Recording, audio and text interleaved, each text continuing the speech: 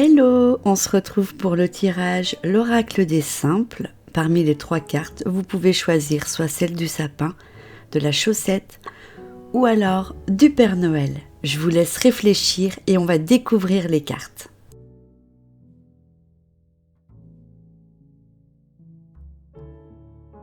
Première carte avec le sapin, nous avons la clarté, avec la chaussette, le rêve et avec le Père Noël, revigoré. À tout de suite! Donc la première carte avec le sapin, nous avons la carte clarté, rosier arctique, rosa acicularis.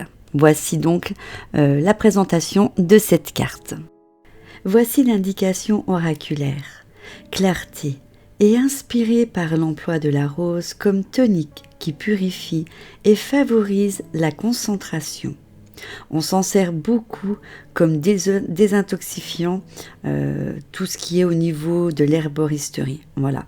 Beaucoup de gens qui recherchent cette plante pour ses qualités de détoxification cherchent aussi à adopter un nouveau style de vie, à se débarrasser d'habitudes indésirables et à avoir une perspective plus nette, plus lucide sur la vie. Cette plante correspond à l'as d'épée du tarot, avec son exigence de concentration et de lucidité quand on aborde de nouveaux projets, ou au 2 d'épée qui pousse l'individu à retirer son bandeau d'illusion ou d'auto-illusion, qu'il a sur les yeux et à évaluer honnêtement sa situation. En conclusion, il serait bien de vous purifier afin d'ouvrir votre intuition et de pouvoir faire le ménage et surtout de ne pas croire aux illusions. Essayez d'être objectif, essayez de suivre votre intuition pour justement éviter toutes ces situations qu'on pense qu'elles sont honnêtes alors que c'est tout le contraire. Deuxième carte avec le chausson de Noël, la carte du rêve, le pavot de Californie. Voici donc son indication oraculaire. Rêve fait référence à la longue histoire du pavot comme sédatif et narcotique.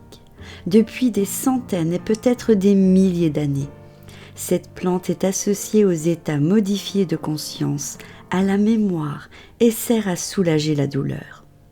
Dans le tarot, on peut associer cette fleur à la carte de la lune, qui parle d'états oniriques, de l'exploration du subconscient et du moyen de sortir de l'illusion. Le 7 de coupe, avec son message sur le danger d'être pris au piège des illusions, des tromperies ou des désirs qui ne mènent nulle part, lui conviennent aussi. Les rêves, les rêveries et les fantasmes sont des distractions. Mais ils peuvent aussi être un portail qui conduit à l'accomplissement, à la réalisation des objectifs. Quand je vois le mot rêve dans un oracle, je l'interprète le plus souvent de façon très positive. Comme la vie serait triste sans notre aptitude à nous projeter dans le futur ou dans des mondes alternatifs. Mais comme toute chose, le rêve exige de l'équilibre. Laissez libre cours à votre imagination, mais souvenez-vous de ne pas trop vous éloigner du monde réel. Après tout, il faut bien nourrir le chat. La conclusion est qu'il est important d'avoir des rêves, qu'il est important d'écouter les signes, mais aussi qu'il est important d'avoir les pieds sur terre. Bien entendu, il va falloir nourrir le chat, mais surtout ce qui est important, laissez vraiment libre cours à votre imagination et comme il est dit dans la dernière phrase, mais souvenez-vous de ne pas trop vous éloigner du monde réel.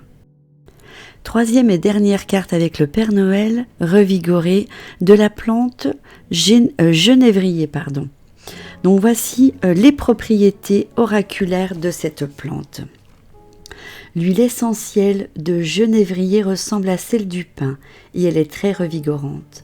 D'où l'indication oraculaire associée à cette plante. Revigorer, c'est revitaliser, réanimer et redonner la vie à quelque chose. Cet oracle est un rappel à se réveiller et à se sentir dans la bonne odeur du café. L'une des cartes du tarot que nous pouvons lui associer est le 2 d'épée, qui exige lucidité et prise de décision rapide. Le genévrier gouverné par le soleil et apportant la lucidité peut aussi être un antidote au 7 de coupe qui indique que vous êtes peut-être perdu dans un monde de rêves obscurs ou victime de tromperies. Donc la conclusion, elle est simple, il faudra regarder autour de vous puisqu'il y a peut-être des personnes qui sont en train de vous tromper, de vous mentir. Si on regarde bien les deux cartes précédentes, nous avions la clarté, nous avions le rêve et donc celle-ci qui est revigorée. Les trois s'associent vraiment bien. On est vraiment dans une période énergétique d'illusion, de rêve et de mensonge.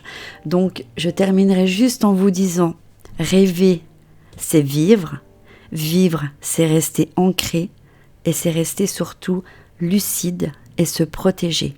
Je vous embrasse et je vous dis à bientôt dans une prochaine vidéo. N'hésitez pas à vous abonner à ma chaîne si ce n'est pas encore fait, d'activer la petite cloche afin de recevoir les notifications pour suivre toutes mes vidéos. Je vous invite à partager aussi ma vidéo afin que je puisse être un petit peu plus visible sur YouTube. Je vous remercie d'avance et je vous fais des millions et millions de gros bisous.